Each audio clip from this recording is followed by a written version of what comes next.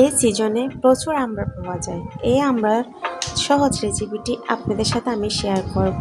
আমি এর পুরো প্রসেসটা আমি আপনাদেরকে দেখিয়ে দিব এই ভিডিওর মাধ্যমে। আপনারা চাইলে এভাবে আচারটা নিয়ে নিতে পারেন, অনেক দিন সংরক্ষণ করে রাখতে পারবেন নিয়ে।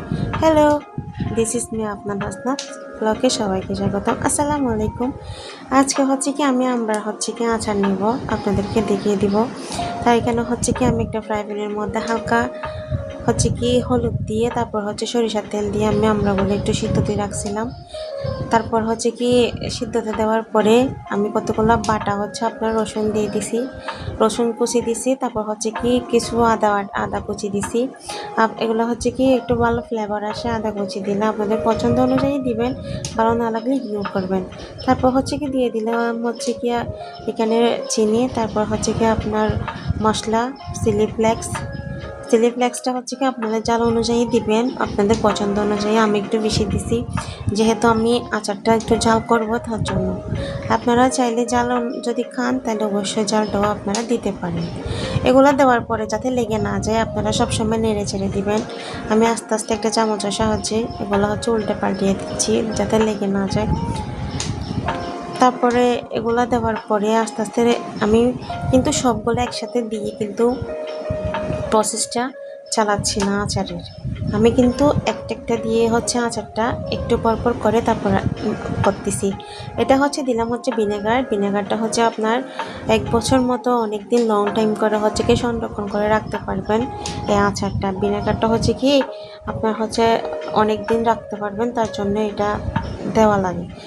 আপনারা যদি অতি শীঘ্রই খেয়ে ফেলেন তাহলে এটা নাও দিতে পারবেন, যদি না রাখেন অনেক দিন, তার জন্য ওটা খেয়ে ফেললে দিতে হবে না।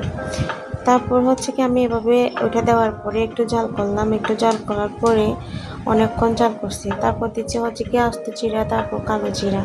এইগুলো অনেক সুগন্ধি হয়, যেটা আপনারা এটা দিবেন, এগুলো দিবেন। দেওয়ার পরে বুঝতে পারবেন কত একটা ভালো ফ্লেভার আসে। তারপর দিয়ে দিচ্ছি আস্ত আপনার শুকনা লঙ্কা দেওয়ার পরে আরও ফ্লেভারটা আরও ভালো আসবে। আপনারা চাইলে ট্রাই করে দেখতে পারেন। তারপর আবারও নেড়ে চেড়ে দিচ্ছি। নেড়ে চেড়ে দেওয়ার পরে অনেকগুলো আমি বড় রসুন দিছি। রসুন এগুলো দিছি কার জন্য, আচার মানে রসুন যদি আপনি ভালোভাবে দেন, বেশি করে দেন, আপনার আচারের ফ্লেভারটা কিন্তু আরও ভালো আসবে। তখন দেখবেন অনেক মজা। দেখতে পাচ্ছেন মাশাল্লাহ মাশাল্লাহ আমার আচারটা কিন্তু অনেক ভালো আসছে। আমি অনেকক্ষণ ধরে আপনার ডাকনাতে দিয়েছিলাম যাতে একটু তাড়াতাড়ি সিদ্ধ হয়ে যায়, ভালোভাবে হয়, তার জন্য আমি একটু ডাকনাটা দিয়েছিলাম। দেখেন ডাকনা নেওয়ার পরে আমার আচারটা মাশাল্লাহ কালারটা অনেক জোস আসছে। আপনারাও চাইলে এভাবে যদি অনেকক্ষণ ধরে যদি রাখতে চান, আমার আচারটা আমি যেভাবে নিচ্ছি ওভাবে আপনারা ট্রাই করে দেখতে পারেন। আমি আচারটা পাঠাবো বিদেশে আমার ভাইয়ার জন্য, তার জন্য আমি এই আচারগুলো নিয়েছি। আর আমি যেহেতু বাহিরে পাঠাবো তাই আমি এভাবে ভালোভাবে নেওয়ার ট্রাই করছি, সাথে আপনাদের সাথে শেয়ার করলাম। আপনারাও চাইলে আমার প্রসেসটা কিন্তু ট্রাই করে দেখতে পারেন। আমি আপনাদেরকে কেমন আচার কাটছি এগুলো দেখিয়ে নেই, কারণ এগুলো সবাই জানেন। দেখানোর পরে যে আচারের মেন প্রসেসটা ওইটা আমি আপনাদের সাথে ভিডিওতে দেখাইছি, কিভাবে আমি আচারের উপকরণগুলো দিয়ে আমি আচারটা নিয়েছি। আপনারা ছেলেভাবে ট্রাই করতে পারেন গরমভাবে। ফার্স্ট টাইম আমি আমরা আচারগুলো নিয়েছি। কেমন হয়েছে অবশ্যই জানাবেন।